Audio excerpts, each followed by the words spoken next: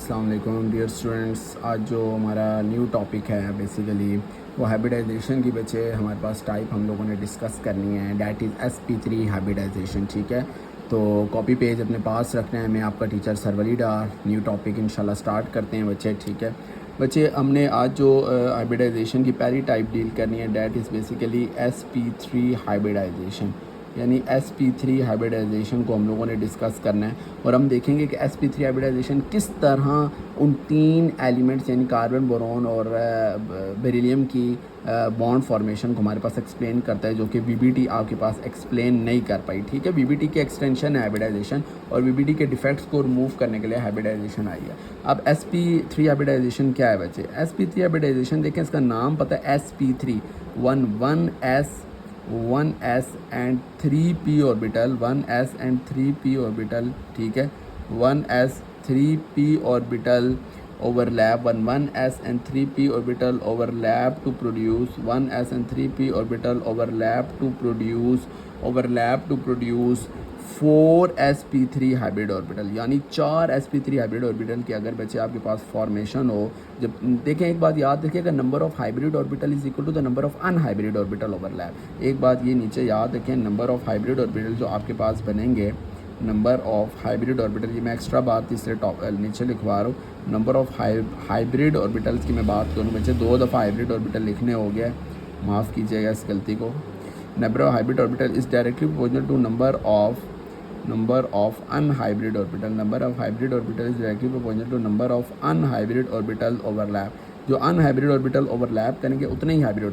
तो यहाँ देखें, 1s और 3p ऑर्बिटल ओवरलैप करें तो आपके पास 4sp3 हाइब्रिड ऑर्बिटल्स प्रोड्यूस होंगे। कितने हाइब्रिड ऑर्बिटल्स प्रोड्यूस होंगे? 4sp3 हाइब्रिड ऑर्बिटल्स की क्या होगी आपके पास? प्रोडक्शन होगी।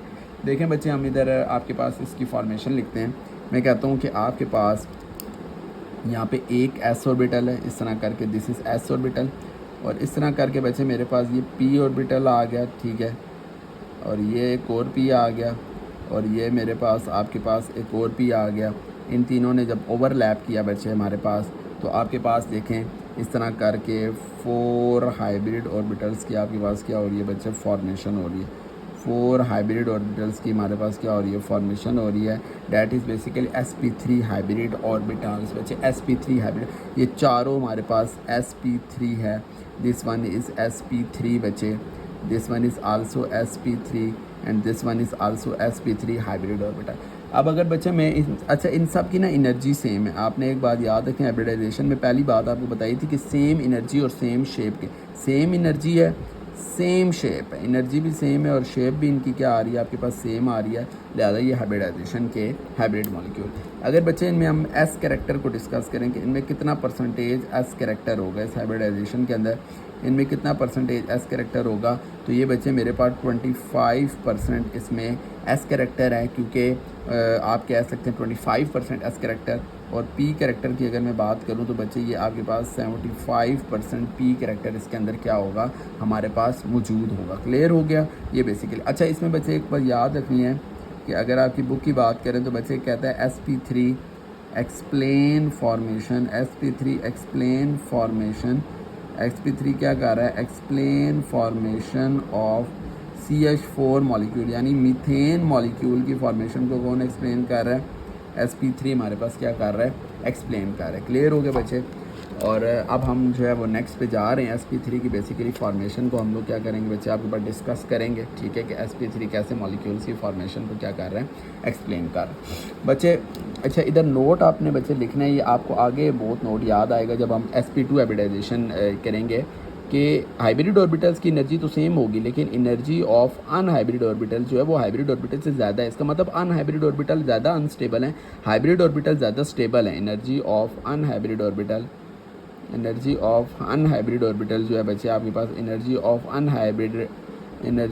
Unhybrid orbital is greater, energy of unhybrid orbital is greater as compared to hybrid orbital, energy of unhybrid orbital is greater as compared to hybrid orbital, यानी hybrid orbital की निस्बत unhybrid orbital की energy क्या होती है? हमारे पास ज़्यादा होती है। ठीक हो गया, ये आप लोगों ने पॉइंट क्या रखना है, याद रखना है। चलें नेक्स्ट डील करते हैं टॉपिक को, जो हमारा मेन टॉपिक है बच्चे आपके पास, that is basically formation of that is basically you can say बच्चे formation of that is basically formation of CH4 molecule। CH4 molecule की फॉर्मेशन को हम लोगों ने क्या करना है बच्चे आपके पास डील करना है कि CH4 मॉलिक्यूल की फॉर्मेशन कैसे हुई थी, ठीक है। तो कार्बन 12 और 6 आ गया और ये बेसिकली 1s2 2s2 और आपको पता है कार्बन का बचे 2px और आपके पास 2px में 1 इलेक्ट्रॉन, 2py में 1 इलेक्ट्रॉन और 2pz में कोई इलेक्ट्रॉन नहीं है बच्चे। ये कार्बन की ग्राउंड स्टेट है। देखें ये कार्बन की आपके पास ग्राउंड स्टेट है, अभी इलेक्ट्रॉन एक्साइटेड नहीं हुए। इसमें एक आपने चीज़ याद रखनी बच्चे, अभी कार्बन एटम जब हाइड्रोजन एटम और कार्बन एटम एक दूसरे को अप्रोच करेंगे तो आपके पास बच्चे एनर्जी रिलीज होती है, क्योंकि bond when orbital overlap each other they become close to each other. जब वो क्लोज आएंगे तो उनकी रिपल्जन की वजह से एनर्जी रिलीज होती है उनकी, और उस एनर्जी को रिलीज़ करते हैं इलेक्ट्रॉन और वो एक्साइट होकर आपके पास क्या चले जाते हैं, आपके पास अनहाइब्रिड ऑर्बिटल में चले जाएंगे। अब आप देखें यहाँ पे 2s के अंदर 2 इलेक्ट्रॉन मौजूद है जबकि 2pz के अंदर एक भी इलेक्ट्रॉन मौजूद नहीं। तो इसका इलेक्ट्रॉन जो according to electronic configuration consider करेगा कि मैं एक सेपरेट ऑर्बिटल में क्या करूं, रिजाइड करूं। तो कार्बन 12 और 6 की हम बात करें तो बच्चे एक्साइटेड स्टेट में ये अब जाएंगे और एक्साइटेड स्टेट के लिए एनर्जी कहाँ से आएगी, energy needed for excitation is taken from the energy release during the process of overlapping या during the process of hybridization. तो एक्साइटेशन स्टेट में आप देखें 1s2 2s1 2px1 2py1 और 2pz मेरे पास क्या आ गया, 1 आ गया और ये मेरे पास क्या होगी बच्चे आपके पास एक्साइटेड स्टेट होगी। मैं आपको नोट लिखवाऊंगा।